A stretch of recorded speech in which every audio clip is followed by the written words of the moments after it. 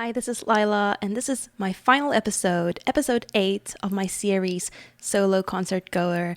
Thanks for being on the journey with me. And I will be talking about the last show that I went to, which is Maud's Son, and Girlfriends opened for him, as well as Tyler Posey. Yeah. Let me hear you right here. I remember waiting for the sun to rise. I remember waiting for you come that night. I remember way too much. I remember way too much.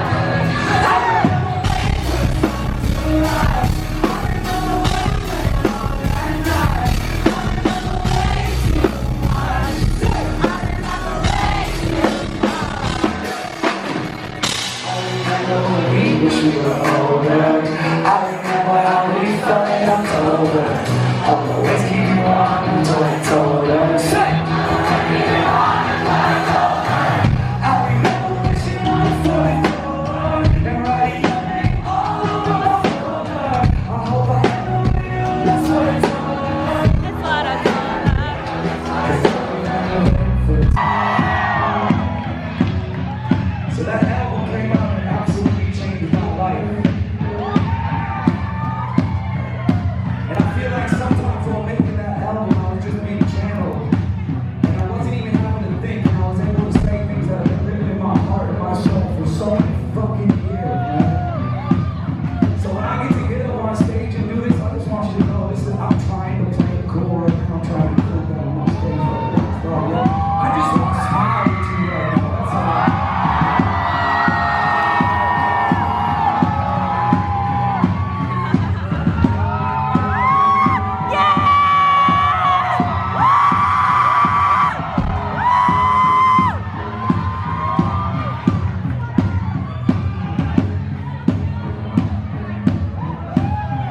This next song I'm gonna play for you is probably my favorite song on the album. It's the one where I feel like I showed my When Maud's Son announced his concert dates, I had already bought tickets to see Role Model in New York. And it unfortunately wasn't even a hard choice. Like, I had to go to Maud's Son. So I, I really wanted to see Role Model. But yeah, Maud's Son is one of those artists I know every song about and so much about. But then something else happened. So now I had bought tickets. And then Bad Flower announced the show on the same night as well in New York. And that got tricky because I also really love their music and their activism, especially in their songs. So it was very difficult to choose which show to go to, Bad Flower or Maud's Son. And I can't even believe that the people who are, organizing this aren't really checking. Because I think that their fan bases overlap. I think the people who enjoy Maud's Son, I think a lot of them would enjoy Role Model and Bad Flower. And so for me, it was so unbelievable that they were all scheduled on the same evening. Didn't make sense to me. But anyway, I went to Brooklyn, got there quite early, and there was a line forming already. I probably got there at 2 p.m. and the show was 6. So I walked past the line, said hi to some people who were there already, and I walked to go and get myself some pizza and to go to the waterfront and just chill for a little bit. It was so hilarious because I'm like, there's this person with green hair running. And I was like, is that Maud's Son going for a jog? And it totally was. Yeah, he jogged past me twice. It was so funny. I was like, what the hell? It's so awesome. So that obviously got me excited already. Eventually joined the line again, hung out. It was one of those experiences where I felt like try to make conversation with a lot of people, and while everybody's nice and answering a question, if I have a question, it's like they don't ask anything in return, and it's a little crushing when that happens. But I didn't take it personally. But yeah, I mean, I stood like in line for like 3-4 hours, and the only time that there was like conversation. It was like when I was like asking people stuff. And yeah, I mean, I don't know. So that happened. And then eventually it rained, and all of a sudden, like, yeah, like I had an umbrella, and then all of a sudden people were friends with me so that they could share my umbrella. No offense.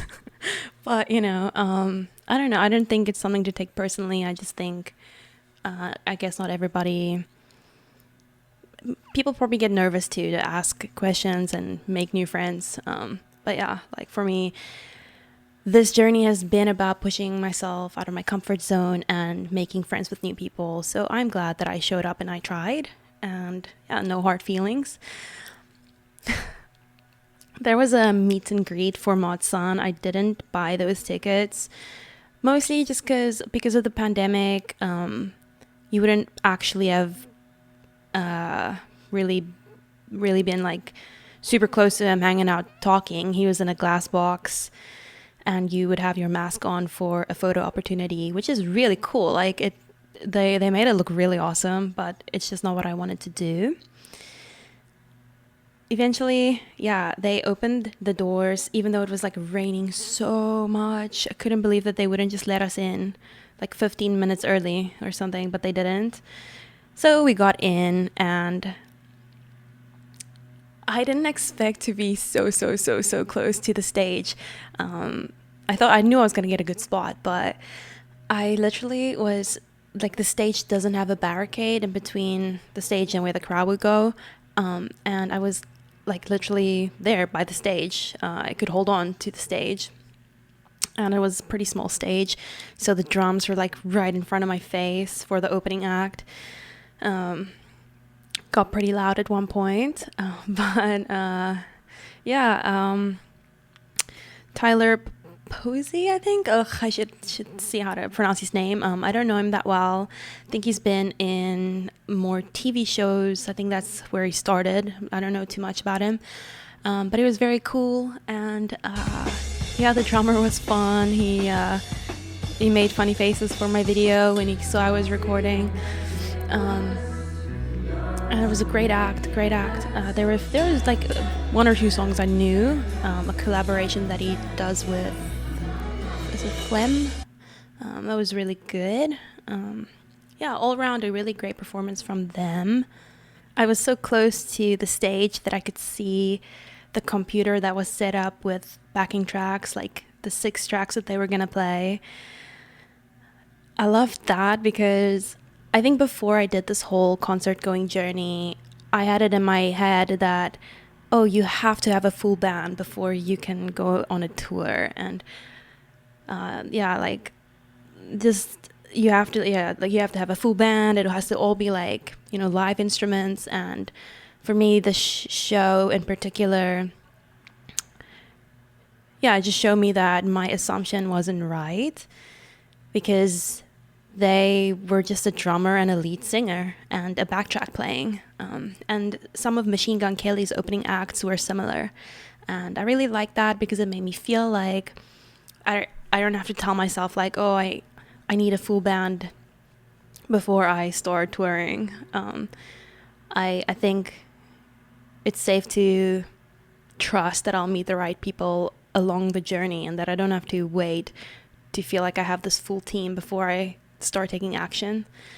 And I really love that myth was busted. The second opening act, Girlfriends, I was so psyched that they were playing that night also. I really like their music, their song Jessica, California. There's a couple really good ones that's pretty popular right now. I rocked out really hard. They were super energetic. And they were just talking about how when they were writing this last album that they were so depressed, and they went into a room and just made music for months. I think they said months. And they were just saying like, when they started putting out the songs, the response was so heartwarming because people were relating, and so they were just thanking the fans. And I really liked that they were talking about their personal journey.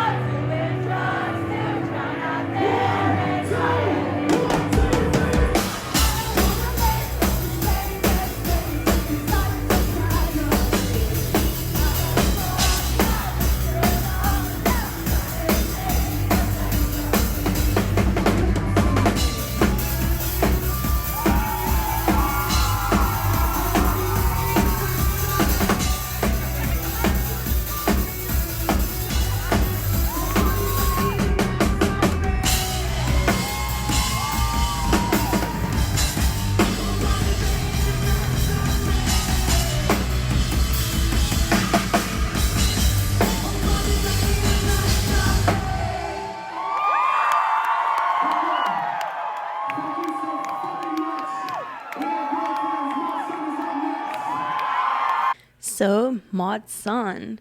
I heard about Mod Sun after I discovered Machine Gun Kelly because of their collaboration Stay Away From Me. And then his song Karma came out, and that was super cool.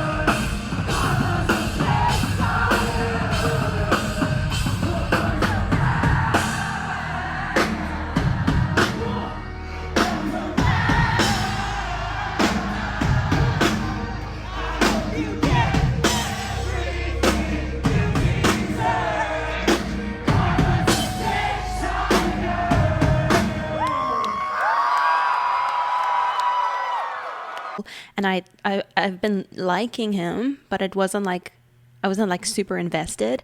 And then his song Bones came out, and it hooked me. It like hooked onto me forever. This next song I'm gonna play, I need your help on. This next song is called Bones.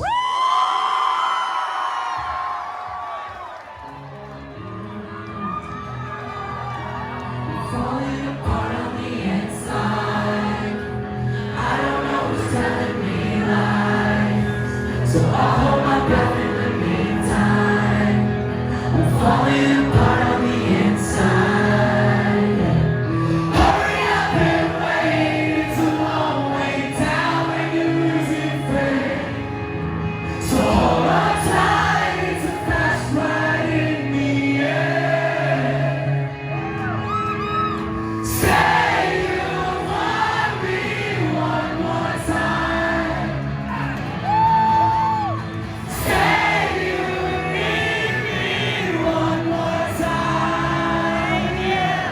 Before I go, you're all I know. I feel you inside of my bones. So say you want me one more time. Yeah.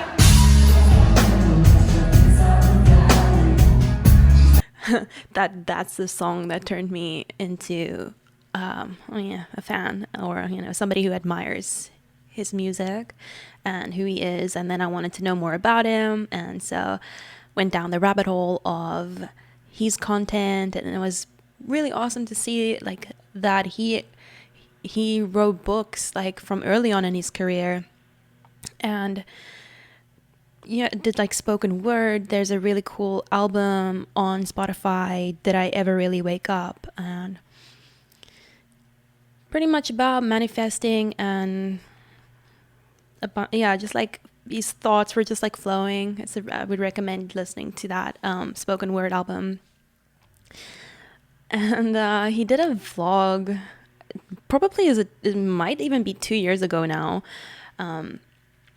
But I remember watching it about a year ago, like an hour-long vlog where he was sitting in this room that just had graffiti everywhere, and he was talking about his drug addiction that he's recovering from, and just being like super honest about things he did, and yeah, the things he, I guess, regrets and he's trying to learn from. And I mean, to me, I didn't know him during all that things that happened before, but it was very authentic to listen to, and especially in the culture where every artist, not every artist, but so many great artists die young because of alcohol or drugs, or just committing suicide or doing stupid shit. That has been glorified, and dying at 27. And he was just talking about not wanting to be like that. Yeah, I mean, that really spoke to me a lot. So I really enjoyed watching that hour-long vlog.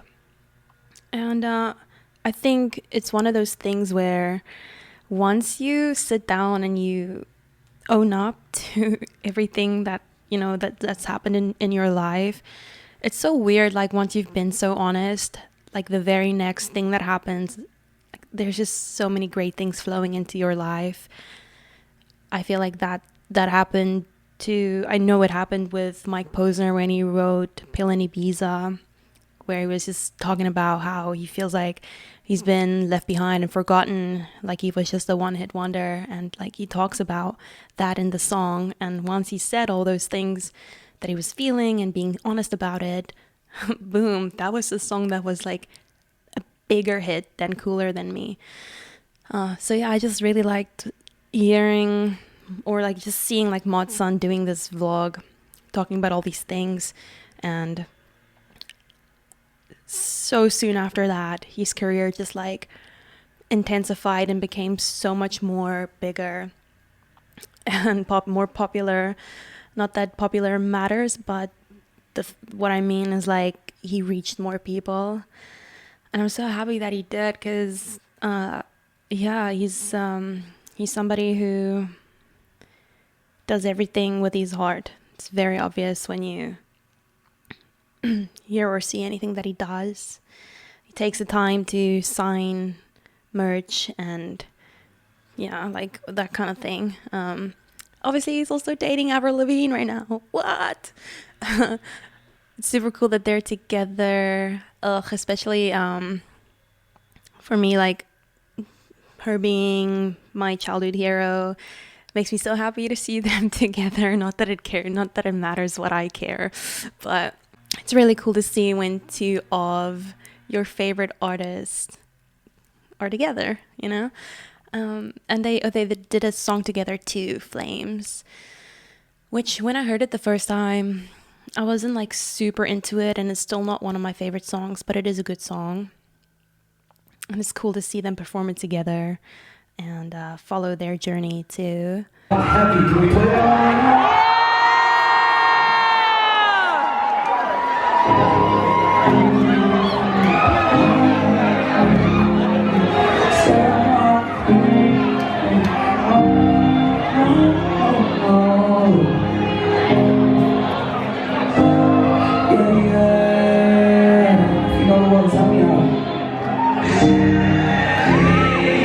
I said my piece. change your head. Take a little bit of pain, I end up taking all the rest. What am I supposed to do? Yeah. And why you make me do the things, do the things, do the things I do? You just wanna find some holes in my head. Wow.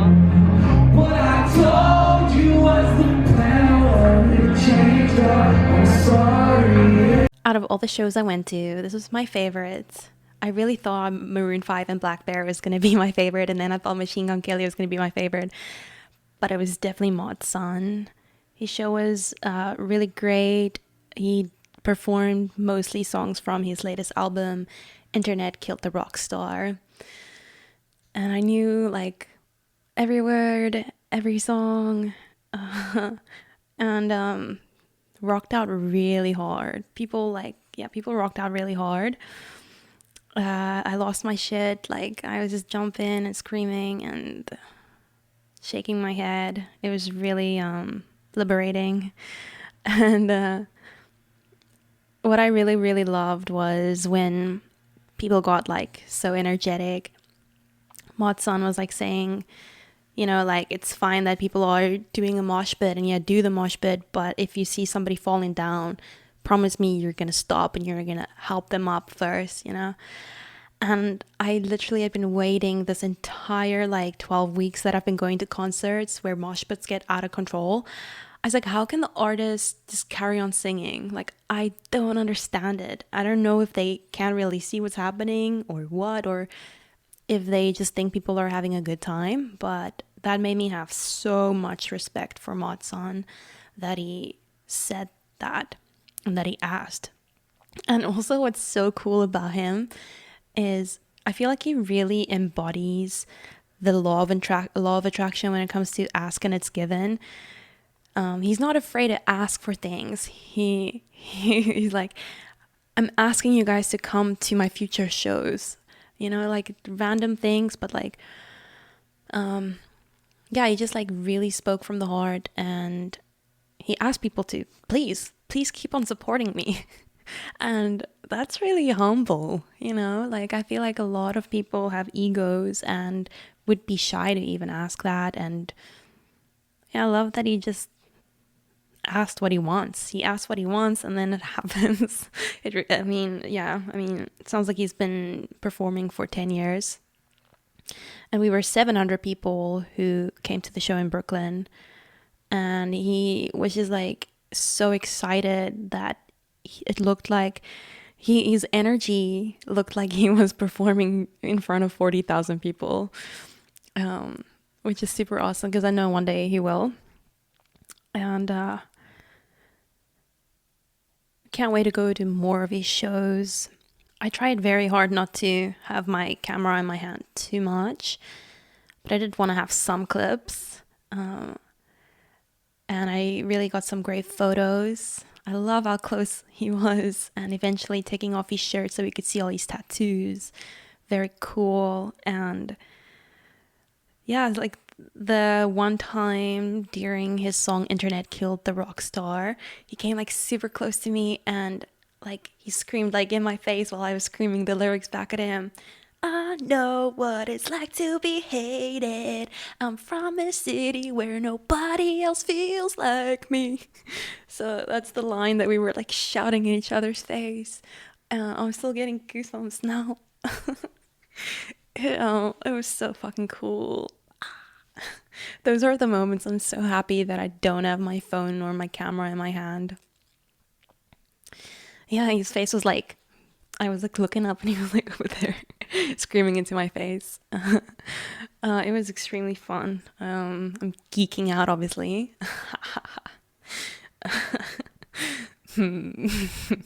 Just that I had a really, really, really good time. A really good time. I think in this vlog, you know, like years and years and years from now, I'm gonna rewatch it and be like, oh my god, Lila, you sounded like such a fangirl.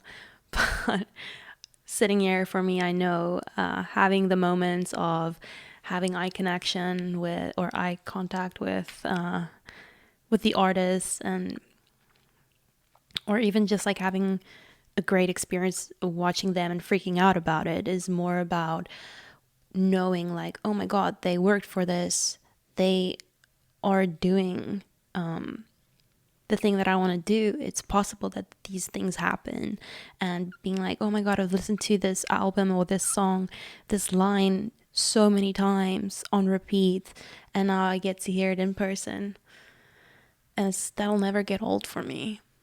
There's just something about seeing someone show themselves wholeheartedly that makes you feel like you can do it too. Another place called Prayer. If you know it, please sing with me. Can we put all the phone lights up and all that shit?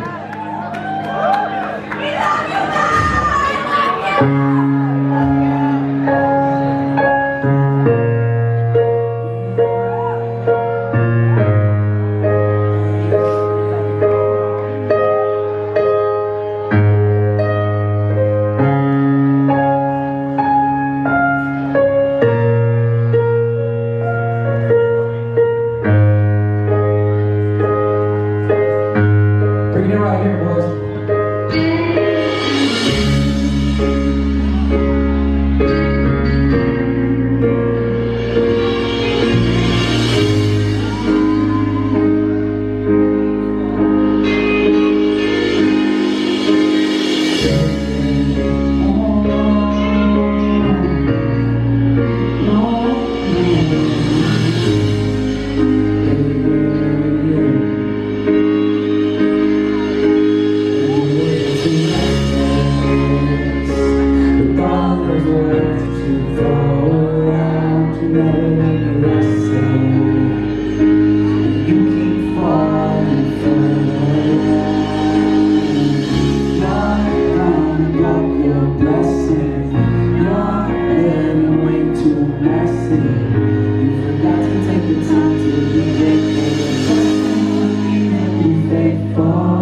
So pray on it, pray on it. I found a better path, I need to stay on it.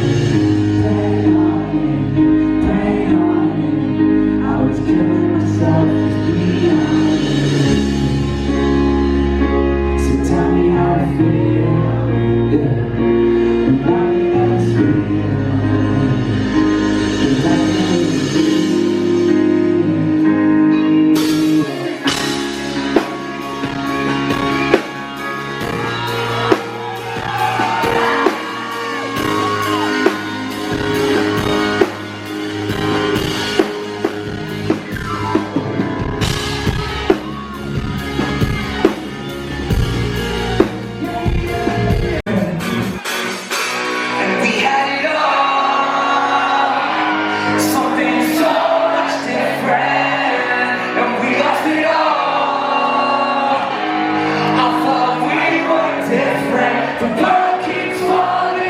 If you follow Motsan, you would have seen him with his like video camera in his hand, always like taping stuff and saying the word movie all the time when something cool happens. And yeah, I mean, like, people still bring posters to shows even though technically you're not allowed to bring posters. So anyway, I didn't do that, but on my phone I just typed like where you can create on Instagram stories where you can like type something. I just made my background green and typed the word movie so I could hold up my phone and the word movie was showing, just to be like, yeah, this is as cool as a movie. I think I don't really know exactly what it means for him when he says movie all the time, but yeah, I was just showing my support and being like, yeah, this is fucking cool. This is a movie for me too. And yeah, I mean, he pointed at me a few times because he saw it and took note, I don't know. And the bassist also, and the bassist was so fun. He was standing opposite me. So like, yeah, I mean, there was like just a lot of eye contact there and laughing, and at the end of the show, he gave me his Plectrum guitar pick, and now I play with it all the time. It really is the coolest thing ever. It was special to me because yeah, it was like just a nice little thing that I can have and keep to remember that awesome night.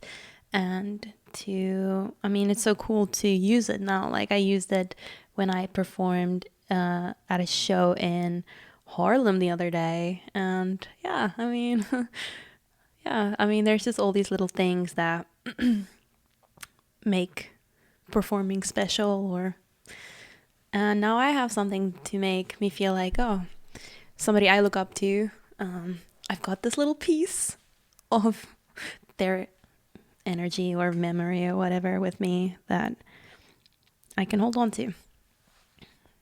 Such a nerd again. So his producer was also at the show, John Feldman. He's also the person who produces for Avril Lavigne. And so it was very, very cool that he was there and he came out on the stage.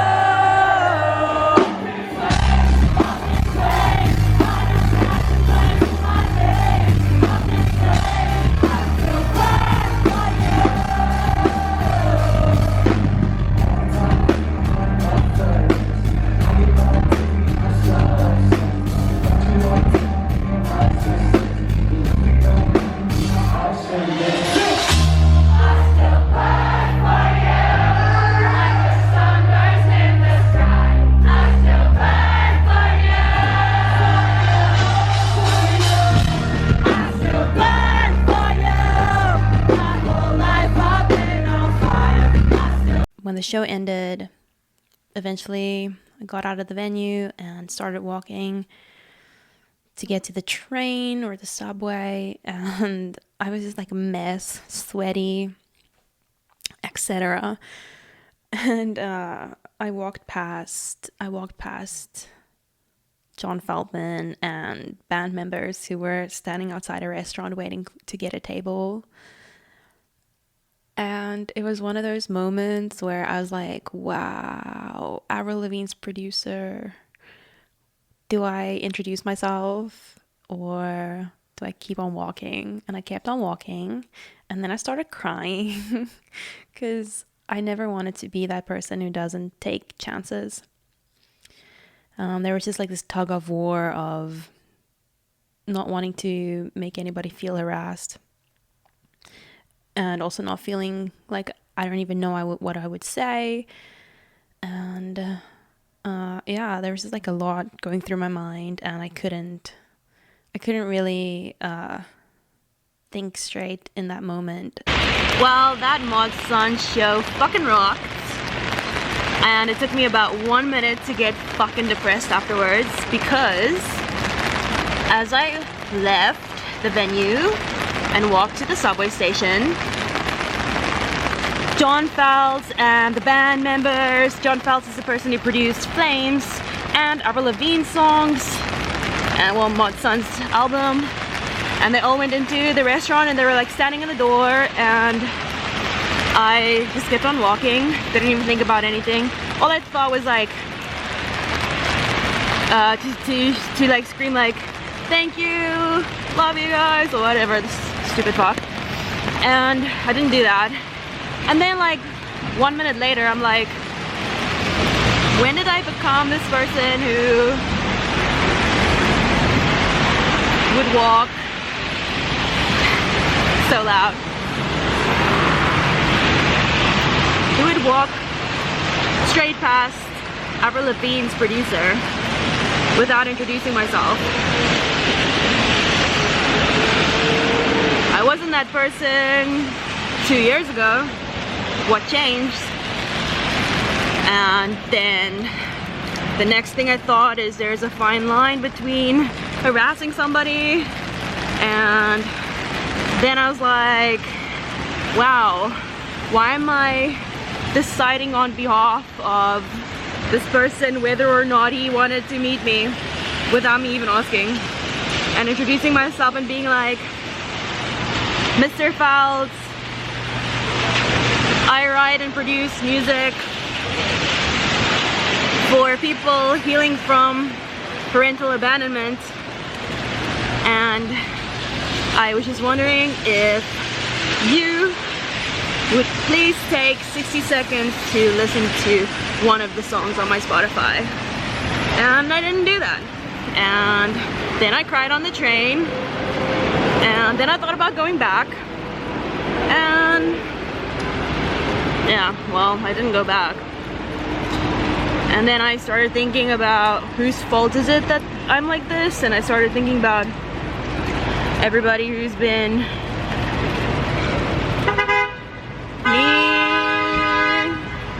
mean.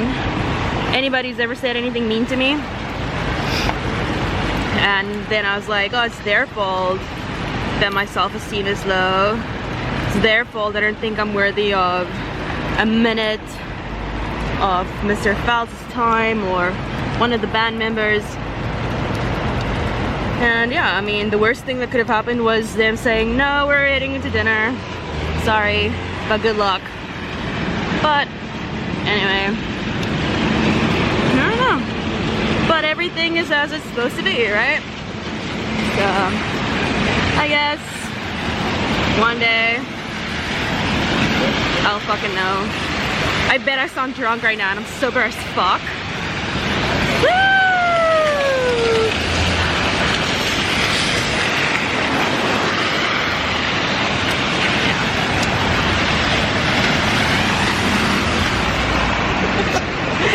Oh my god, you're the best. You made my day. You made me smile.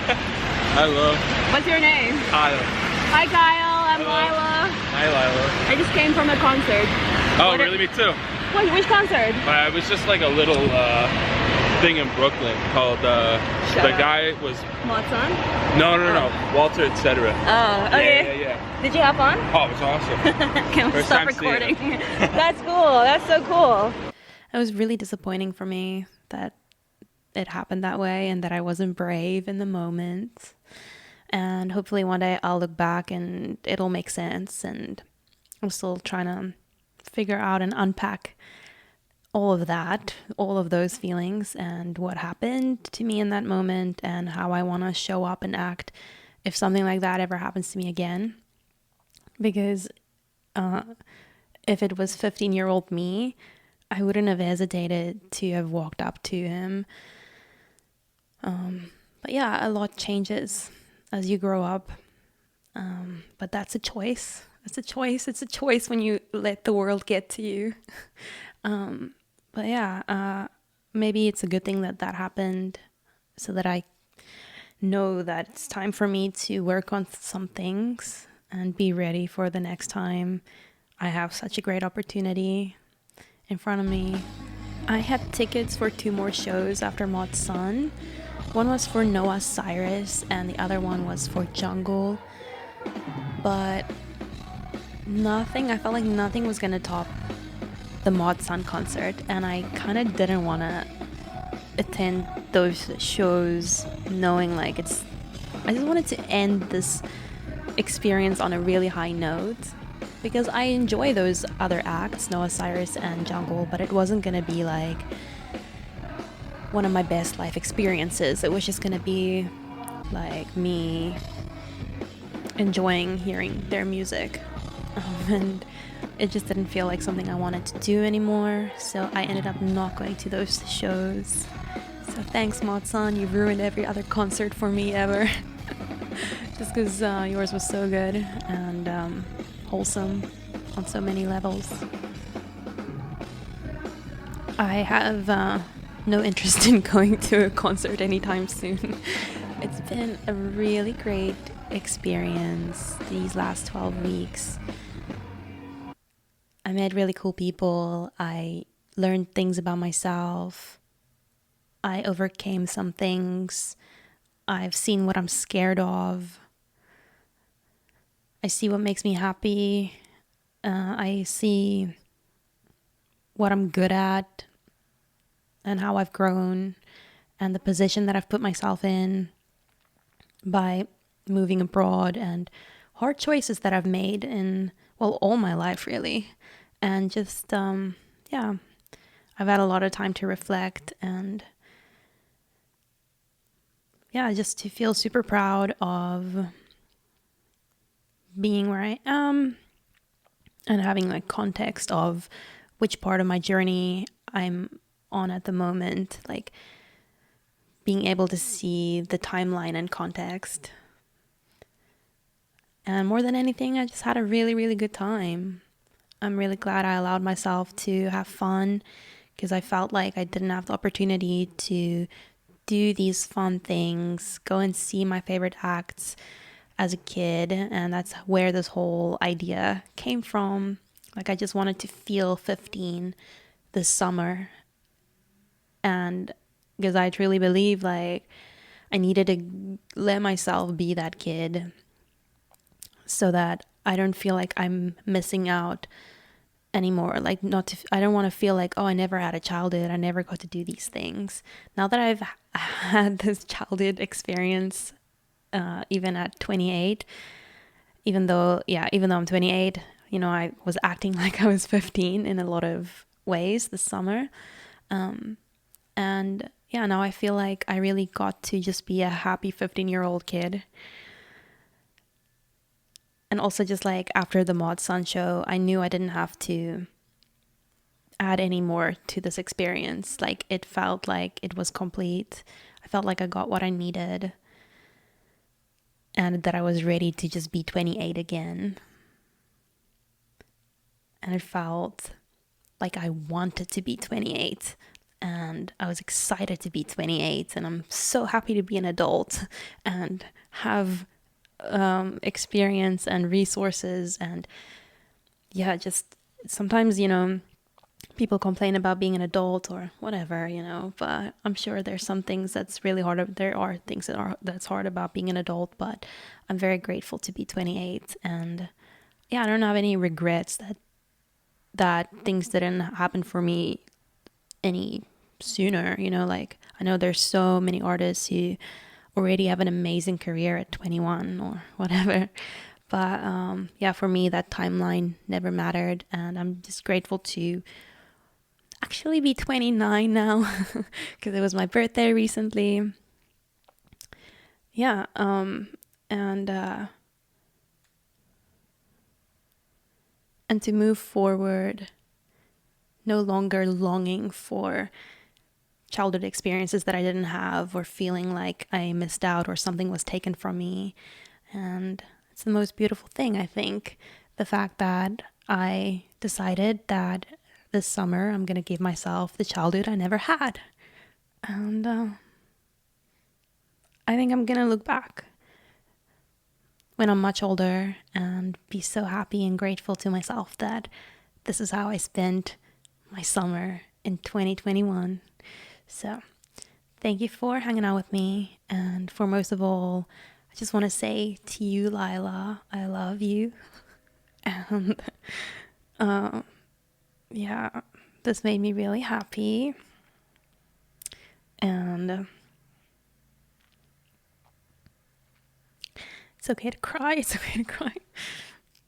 The fact that you're sitting here on this chair in America means that you haven't given up. And I'm proud of you for that. Yeah, there's just so much I don't have doubts about anymore. So I'm really grateful for the past 12 weeks. I'll see you out there.